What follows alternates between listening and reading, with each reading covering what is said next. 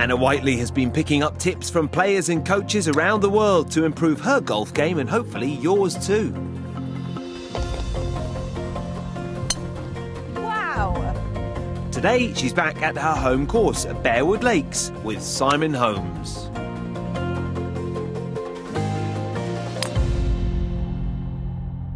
Now, Simon, luckily, I haven't been struggling with this, but one of our viewers, Falcon Golf Arabia, sounds like a viewer in the Middle East, he is struggling with the dreaded slice. Can you give him some help? Dreaded slice. Right, let's go through, if I can ask you to stand in front of me there. Of course. Anna. So, dreaded slice can come from a couple of things. We don't know if it's a push slice or a pull slice, but nevertheless, at some point during the swing, or certainly at impact, the face is open, right, aiming to the right of the target. So, a couple of things where that would go wrong.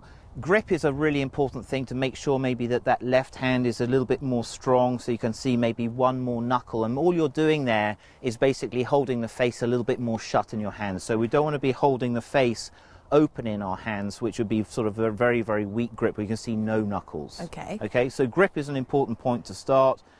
Perhaps one knuckle more, and then as we're coming up into the backswing and we're sort of letting the club come away from the ball, sort of have a feeling that the club stays maybe facing the ground a little bit longer. You know, it's a temptation to sort of roll the face open, and then it's really hard to roll it back. So don't be afraid if that sort of that club face, when you're sort of shaft parallel to the ground, is more aimed sort of on an angle to your spine angle as opposed to straight up in the air or even sort of face up to the sky.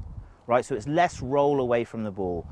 And then top of the backswing, when you have set the club, to make sure that this sort of left hand and left forearm are a bit more in one line, right? So we don't want to have a situation where you've got a cup in that wrist.